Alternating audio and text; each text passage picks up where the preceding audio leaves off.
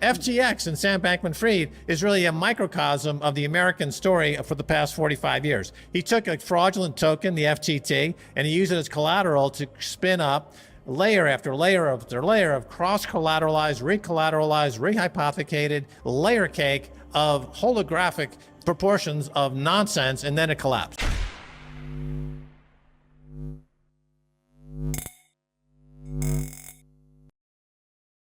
Hey guys, welcome back to Library of Wealth. Today we have Bitcoin maximalist Max Keiser discussing cryptocurrency, the economic issues in the US, and the recently triggered Ponzi scheme set off by the events of 2020. Keiser also talks about the collapse we're starting to see due to higher interest rates and the separation of money from reality.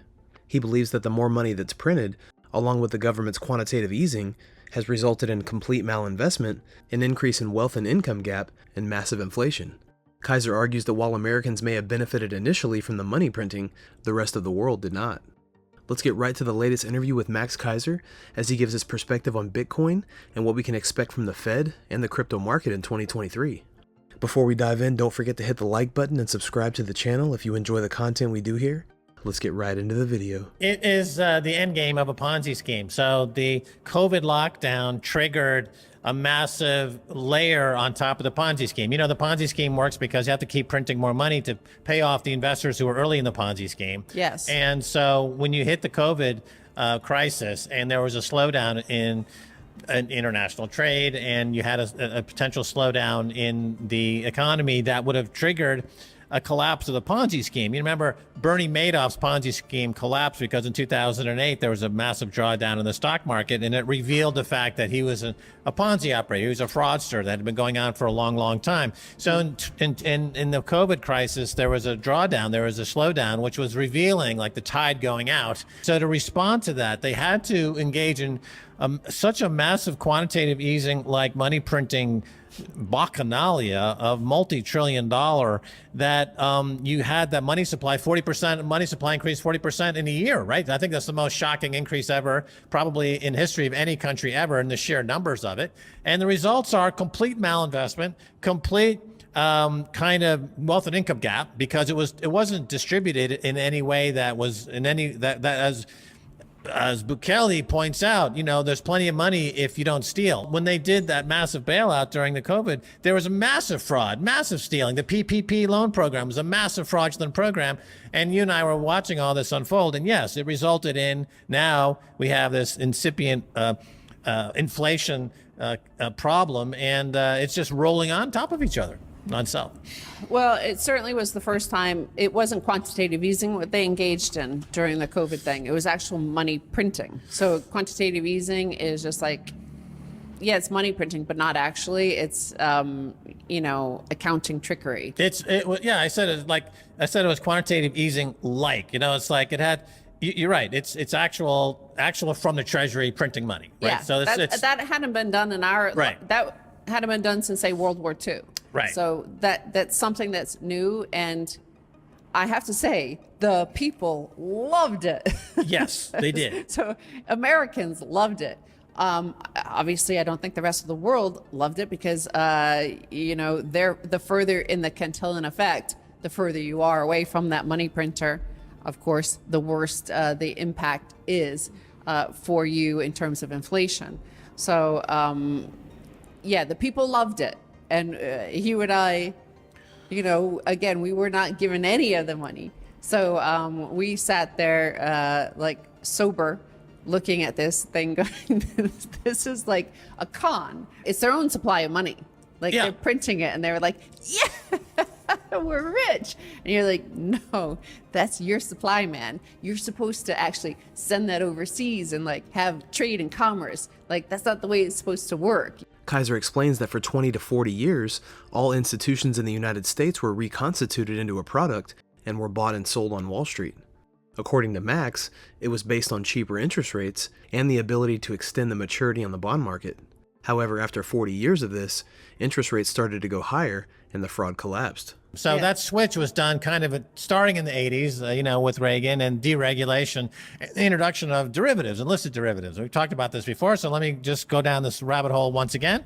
That all institutions in the United States, anything that throws off any kind of income was turned into a security and securitized and packaged by Wall Yes. Street and gutted and traded and deformed. Yes. And this was the reconstitution of everything in the United States into a product sold and bought on Wall Street and commodified and securitized. And this goes on for 20, 30, 40 years. And it's all based on cheaper interest rates and the ability to extend maturity on the bond market.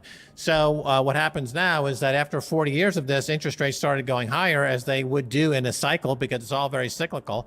And that layer cake of fraud, everything that's securitized against securitized. FTX and Sam Bankman-Fried is really a microcosm of the American story for the past 45 years. He took a fraudulent token, the FTT, and he used it as collateral to spin up layer after layer after layer of cross-collateralized, recollateralized, rehypothecated layer cake of holographic proportions of nonsense, and then it collapsed. People always say, what happened in 1971? Of course, in 1971, we split money from reality, right? There was no tie or anchor to the real world around us. And it seemed to work at first. The early participants are like, dude, this is amazing. Like, I'm getting 10% pay rises a year and my house price is going up 30% a year. I'm rich and I'm loaded and I love this and I don't want to return to the gold standard. What they said is like, okay, well, here's the US economy. It's $1 trillion, right, in 1980. But by 2023, it'll be 22 trillion. So let's just pull that here. Let's spend that 22 trillion now. Good times for us. Like, Right. and we'll figure out what to do by that time. Right. And the guy who is the biggest proponent of that ridiculous line of thinking is Paul Krugman of the New York Times, Yes. who's their chief economist and a Nobel Prize winning economist, who says debt doesn't matter. It's just money we owe ourselves. It's money, which is very similar to the money is enough when nobody steals. So Paul Krugman is advocating stealing. Yes, right? stealing from the future. We're just stealing from ourselves. Mm-hmm. We're stealing from ourselves. Right. The interest on the debt in America now is approaching $1 trillion.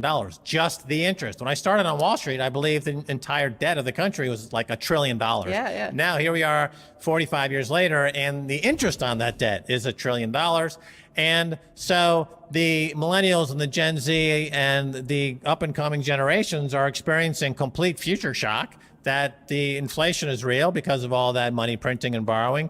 The economies are been exported abroad to create derivatives to reward people in the instant. The baby boomers, of which I am, took all that cash at the expense of all these other generations. Yeah. And so Paul Krugman would still say that debt doesn't matter and we should just ignore the debt.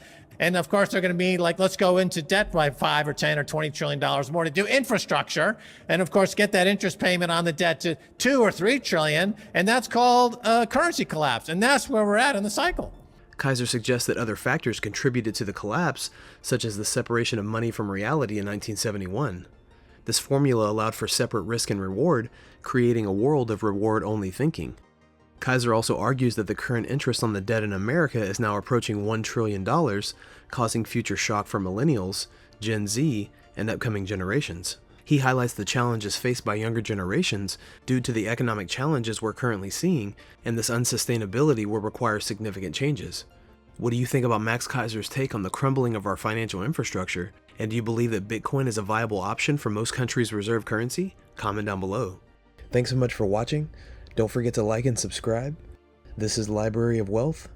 We'll see you in the next video.